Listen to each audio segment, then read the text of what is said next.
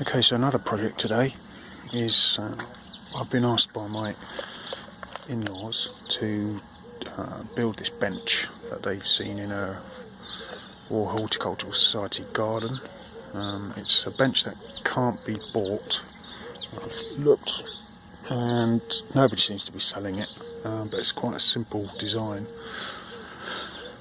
but just difficult and complicated to describe, so I'll try my best, but hopefully you shall see the end result. So this 4x1 tannalised timber is butt jointed, glued, screwed tight at one end. At the other end it sort of fans out. Each piece of timber has another wedge of 4x1 tannalised to increase the width, so it's basically twice as wide at one end as it is at the other, and then it's just two vertical posts. You can incorporate one vertical section with the posts, so you have 90-degree right angle post going down each intersection or each part. You can kind of have long ones at the back, small ones at the front. You can cut it square and then trim it to size, but essentially it's just a simple bench, two legs, sits on pads, glued and screwed at one end, splayed out at the other, and glued and screwed, and basically just lifts into place. So I bought all the timber. It's just a case of assembling it and see how we get on. It's not going to be painted, it's not going to be treated. This tannalised timber has a tendency to go this beautiful grey weathered colour, which I just love. See this here, you can't replicate that. It's just it's kind of natural grey. Within a couple of years there's this colour. So see how we get on. Down view of the bench that I've decided on. Everything is the same length, they're all 2.4s, an inch by 4 inches, tannalised. Some pencil markings on there. I've been toying with different ideas, design ideas, but essentially that's the top down view that I've settled at. So if you can imagine, this end's going to be glued and screwed and all butt jointed together tight at this end, and then at the other end,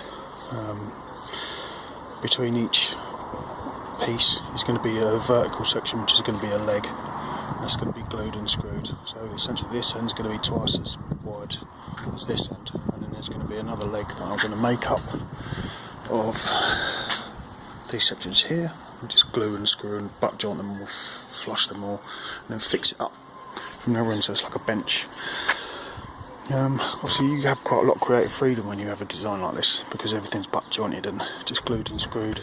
The initial design, I believe the legs, from the original photograph, we only had 2 photographs to go from, so quite a lot of research online to find them. The original legs were protruding, each piece was protruding vertically with like a point. There was another bench, there were 2 like mirror images, and there was another bench that had like rounded over pieces. So as I say, you have quite a lot of creative freedom. You can have them flush at this end and then splayed at that end. You can have them different lengths,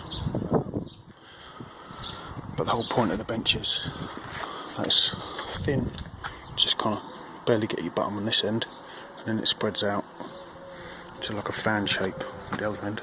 So yeah, I'm not very good at explaining it. Hopefully it'll become apparent as I progress on, but it's a relatively easy build. It's not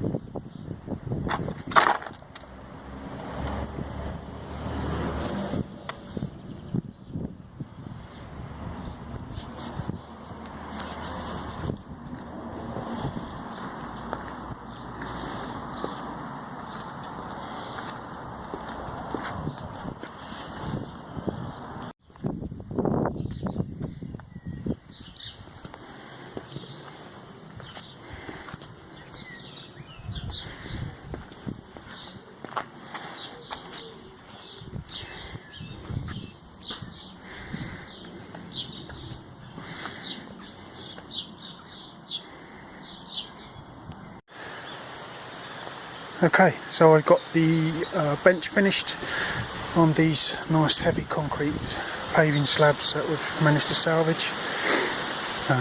Hopefully they're going to sit in the middle of each foot, but as the feet aren't going to be concreted in, the bench is just going to be freestanding. So I've got it checked for level, as good as, even though there's a slight incline here. I've had to strim everything out of the way, and now I'm just kind of backfilling with a bit of soil that I've dug out, nearing about 2 to 3 inches of ballast, sharp sand and gravel, 20mm shingle. I'm just going to backfill, tidy it up a little bit, and then it's regular maintenance to get it looking like the rest of the garden. There's the other bench seat that I made a few weeks ago. So there's a nice little wild part at the bottom of the garden here. Hopefully the part around this bench is going to resemble one of these kind of woodland paths. So yeah, the next step is get the bench in and then we're done. Okay, we're done. Nice and level, doesn't rock, it's freestanding as I said.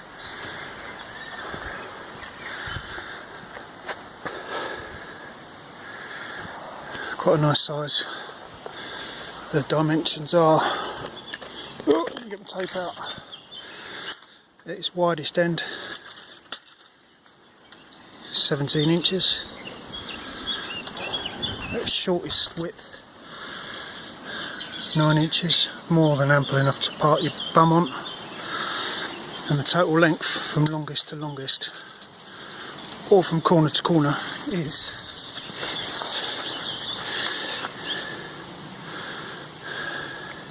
2.3 metres, or what's that, an old school 11 foot. So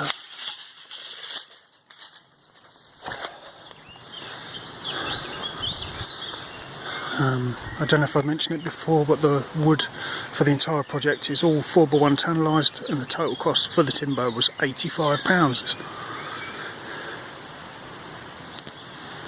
Thanks for watching.